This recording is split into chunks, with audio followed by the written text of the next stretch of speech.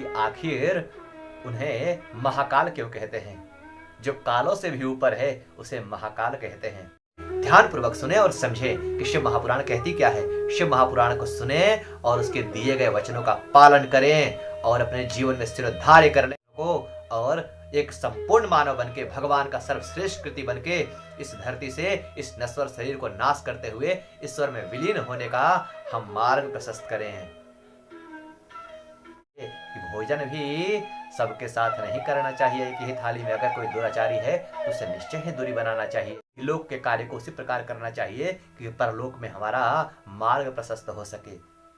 लेकिन वास्तव में ऐसा होता नहीं है। सुनाया सबके लिए जाता है किंतु महसूस किसी एक को होता है जिसके कार्य कृत्य पाप इत्यादि कर्म मिलते जुलते हैं। इसे हमें त्याग देना चाहिए और त्याग कर जीवन में भगवत प्राप्ति का मार्ग ढूंढना चाहिए। श्रीमन नारायण, हर हर महादेव। स्वागत है आपका एक बार फिर से रोम हर्षण पर। पिछले वीडियो में हमने महात्म्य को जाना कि शिव महापुराण का महात्म्य क्या है। मूल तौर पर देखें तो शिव महापुराण के अंतर्गत आने वाला वह महात्म्य नहीं था, किंतु मैंने कई प्रकार के उदाहरण देकर यह समझाने का प्रयत्न किया कि महात्म्य का परिपुष्ट होना क्यों आवश्यक है।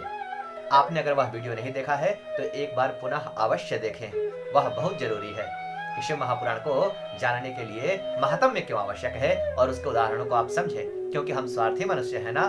अगर जब तक हम यह जान न जाए कि अगर मैं यह कार्य कर रहा हूँ और उस कार्य से करने से मुझे कुछ प्राप्त हो रहा है या नहीं, उससे मुझे कोई लाभ है या नहीं, जब तक हम यह जान नहीं लेते हैं ना, हम किसी भी कार्य के अंदर हाथ नहीं डालते हैं। यह हमारा स्वभाव है। इसलिए महात्म्य का परिपुष्ट होना परम आवश्यक है। आइए हम जानते हैं शिव महापुराण में आगे कि महात्म्य क्यों आवश्यक है और महात्म्य है क्या। हम पहले श्लोक के साथ उच्चारण करते हैं। आइए।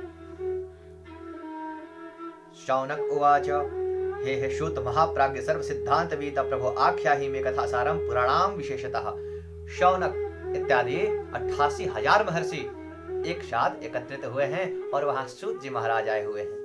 सूत जी महाराज से शौनक जी महाराज कहते हैं और उनके साथ 88,000 ऋषि बैठे हुए हैं। वे कहते हैं कि हे सूत जी महाराज, हे महाज्ञानी, हे महाप्राज्ञ, हे पुराण वेताओं में श्रेष्ठ, इस आने वाले घोर कलयुग में जीव प्रायः दुष्ट स्वभाव का हो जाएगा। सभी मनुष्य जो हैं एक दूसरे से द्वेष करेंगे, ईर्ष्या करेंगे, सदाचार को छोड़ के कदाचार का पालन करेंगे। मन के अंदर क्रोध होगा, काम होगा, वासनाएं होंगी और सभी प्रकार के जितने भी चित्त वृत्ति जो बुरे कार्यों में लगते हैं वैसा कार्य होगा। इन कार्यों से मनुष्य को किस प्रकार से बचना चाहिए, अपने चित्त शुद्धि का क्या उपाय करना चाहिए। सूत जी महाराज ने कहा कि हे शौनक जी महाराज, आप श्रेष्ठ हैं कि आपके मन के अंदर पुराणों को सुनने की इच्छा है। आपको मैं पुराण सुनाऊंगा, पुराणों में श्रेष्ठतम पुराण सुनाऊंगा। आगे सूत जी महाराज कहते हैं कि सनत कुमारस्य मुनेरुपदेशात परादरात व्यासनोक्तम तु संक्षेपात कलिजानम हिताय च। व्यास जी महाराज ने सनत कुमार मुनि के उपदेश से कलयुग के मनुष्यों के ऊपर उद्धार करने के उद्देश्य से बड़े ही संक्षेप में शिव महापुराण का प्रतिपादन किया है। मूलतः देखें तो व्यास जी महाराज वेद व्यास जी महाराज, जिन्होंने हम मूलतः क्या जानते हैं कि वेद व्यास जी महाराज कौन है, महाभारत के रचयिता वेद व्यास जी महाराज हैं। लेकिन अगर हम जाने तो हमारे सभी 18 पुराणों को लिपिबद्ध करने का श्रेय कृष्ण द्वैपायन वेद व्यास जी को जाता है। यही वेद व्यास थे जिन्होंने हमारे सभी पुराणों का संकलन किया है और आज हम उसका लाभ उठा पाते हैं। हमें धन्यवाद देना चाहिए ऐसे महर्षियों का। व्यास जी महाराज कौन थे और सनत कुमार कौन थे, इसकी व्याख्या हम आगे बड़े विस्तार से करेंगे। ऐसे कई अध्याय आएंगे जहां हम जानेंगे इन सभी महात्माओं के बारे में। आगे सूत जी महाराज कहते हैं, एतत् शिव पुराणम ही परमं शास्त्रमुत्तमं शिव रूपम छितौ ज्ञेयं सेवनीयं च सर्वथा। यह शिव महापुराण भगवान शिव का इस भूतल पर वांग्मय स्वरूप है। इसे पुस्तक नहीं समझना चाहिए। और फिर सूत जी महाराज शिव महापुराण का वर्णन करते हुए शौनकादि 88,000 ऋषियों से कहते हैं कि हे महर्षियों, हे ऋषियों, जो शिव महापुराण का श्रवण करता है, उसमें मन लगा देता है, उसे मनुष्य नहीं समझना चाहिए। वह साक्षात रुद्र स्वरूप होता है। आपने और हमने सुना ना कि भगवान नंदी को किस प्रकार रुद्र का स्वरूप प्रदान कर दिया भोलेनाथ ने। इसलिए मैंने पहले नंदी की कथा सुनाई, आती बाद में है, किंतु मैंने यह स्पष्ट करने के लिए सुनाया कि आप एक बार समझ जाएं। आगे सूत जी महाराज कहते हैं कि श्रृणवताम तथा पुराणम ही तथा कीर्तयताम च तथा पादाम्बुज रजाम शैव तीर्थानि मुनयो विदुः। अर्थात जो इस परम पवित्र श्री शिव महापुराण का श्रवण करता है, मुनि उनके तीर्थों के धूल को, उनके चरणों के धूल को तीर्थ समझते हैं। ऐसा क्यों कहा, यह एक समझने वाली बात है।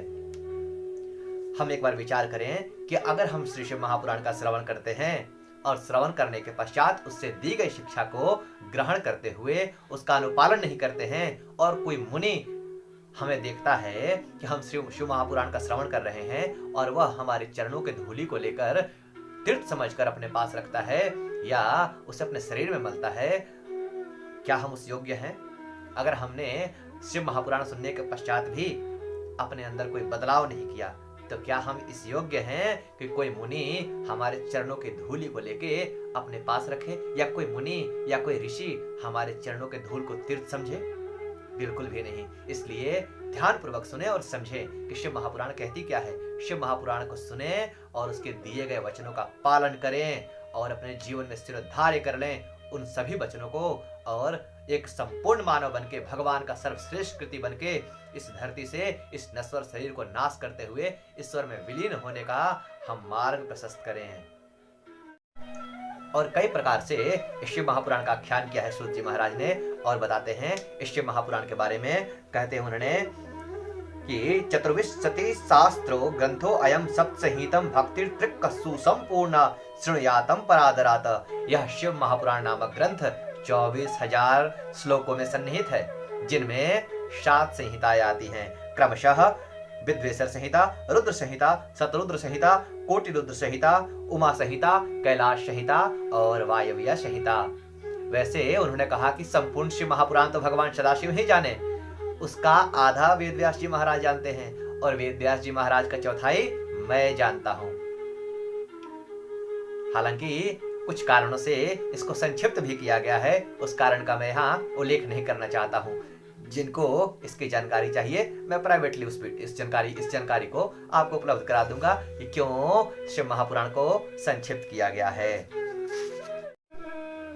और फिर आगे सूत जी महाराज व्याख्या करते हुए कहते हैं कि किम श्रुतेर बहुभिः शास्त्रे पुराणेश्चैव भ्रमावहे शैवम पुराण मेकम ही मुक्ति दानेन गर्जति। अर्थात उन्होंने कहा कि अनेक लोगों की बातों को सुन के क्या लाभ, जब अकेले एक शिव महापुराण मुक्ति दान देने के लिए गर्जन कर रहा हो। उन्होंने शिव महापुराण का महिमा का इस प्रकार से बखान किया है। और आगे सूत जी महाराज कहते हैं कि गंगा इत्यादि नदियां, सप्त नदियां, गया इत्यादि तीर्थ भी मुक्ति दान के लिए उतने प्रशस्त नहीं है जितना शिव महापुराण है। अनेक प्रकार के यज्ञ, अश्वमेध यज्ञ, अग्निष्टोम यज्ञ, हजारों सैकड़ों अग्निष्टोम यज्ञ करने का भी जो फल प्राप्त होता है वह अकेले एक शिव महापुराण के सभी संहिताओं को सुनने मात्र से प्राप्त हो जाता है। ऐसा सूत जी महाराज का वचन। और आगे व्याख्या करते हुए कहते हैं कि वेद, शास्त्र, सनातन इतिहासों में सबसे श्रेष्ठ यह शिव महापुराण है। और कहते हैं कि यह तीनों प्रकार के तापों का दमन करता है, ऐसा मुमुक्षु जन को समझना चाहिए। और कहते हैं कि शैवम पुराण विद्यमात्म विदाम वरिष्ठम सेव्यम सदा परम वस्तु सदा सर्वचर्यम तापत्रयाभिशमनम सुखदम तसदैव प्राण प्रियम विधि हरीश मुखामराणाम। यह शिव महापुराण आत्म तत्वज्ञों के लिए सदा सेवनीय है, सत्पुरुषों के लिए पूजनीय है, तीनों प्रकार के तापों का शमन करने वाला है तथा ब्रह्मा विष्णु आदि महेश इत्यादि देवताओं को प्राणों के समान प्रिय है। ऐसे श्री शिव महापुराण का मैं वंदन करता हूँ। इस प्रकार सूत जी महाराज ने पुराण का वंदन किया और उन्होंने शिव जी के चरण कमलों का भी वंदन किया। उन्होंने कहा कि भगवान शिव में मेरी प्रीति ऐसे ही सदैव बनी रहे। तब सौनकादिक 88,000 ऋषियों ने कहा कि सूत जी महाराज आप धन्य हैं, आपकी ज्ञान धन्य है, आपने हमें बहुत ही दिव्य भगवान सदाशिव की कथा सुनाई है। हमारा चित्त आनंदित हो गया। उन्होंने कहा कि सूत जी महाराज क्या हम जो देख रहे हैं कि आने वाला कलिकाल इतना भयानक है, इतना घोर है, उस कलिकाल में भी मनुष्य शिव महापुराण का आश्रय लेकर अपने जीवन को सफल बना पाएंगे? क्या अपने आप को पाप मुक्त कर पाएंगे? क्या सुधार कर पाएंगे अपने अंदर? श्रुत जी महाराज कहते हैं कि हे महर्षियों, चाहे कोई भी हो, वह खल हो, कामी हो, दुराचारी हो, अपने माता पिता से द्वेष रखता हो, क्रूर हो, लोगों को ठगता हो, अगर वह इस पुराण का आश्रय लेता है, इस महापुराण के अंदर मन लगाता है, तो निश्चित ही उसके अंदर सुधार होगा।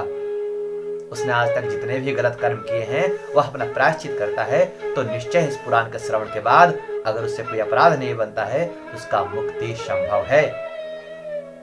इस प्रसंग में पूर्वकालीन इतिहास में उन्होंने कहा कि मुनियों के द्वारा ऐसा इतिहास प्रचलित है, मुनियों ने ऐसा सुनाया है कि पूर्व काल में किरात नगर में देवराज नाम का एक ब्राह्मण रहता था, जो अपने वैदिक कार्यों से विमुख हो चुका था, संध्या इत्यादि तर्पण और वंदन से विमुख हो चुका था, और वह रस बेचने का कारोबार करता था। इस रस बेचने के कारोबार में वह एक नगर से दूसरे नगर में भ्रमण करते रहता था। इसी क्रम में उसने एक बार स्नान के लिए जाते समय तालाब के किनारे किसी वैश्या को देखा, जिस वैश्या को देखकर कामवश वह मोहित हो गया। उस वैश्या में मोहित होने के पश्चात प्रेम पूर्वक वह उससे वार्तालाप किया। वैश्या ने भी उसे धनाढ्य समझकर उसके धन को देखकर उसमें प्रीति लगाया, उसके साथ मिलना प्रारंभ कर दिया, और बाद में दोनों एक दूसरे के साथ पति पत्नी जैसा व्यवहार करने लगे। दोनों साथ में रहने लगे, दोनों एक साथ क्रीड़ा करने लगे, व्यवहार करने लगे, एक ही थाली में भोजन करने लग गए। इस प्रकार का वर्णन पुराण के अंदर आया है।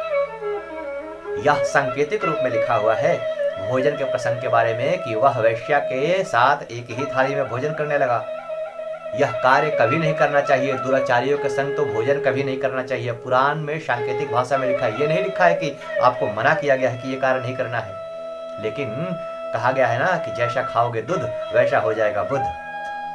इसलिए इस पर ध्यान देना चाहिए कि भोजन भी सबके साथ नहीं करना चाहिए। एक ही थाली में अगर कोई दुराचारी है तो उसे निश्चय ही दूरी बनाना चाहिए, किसी दुराचारी का अन्न नहीं खाना चाहिए। आगे हम बहुत विस्तार से जानेंगे इसके बारे में।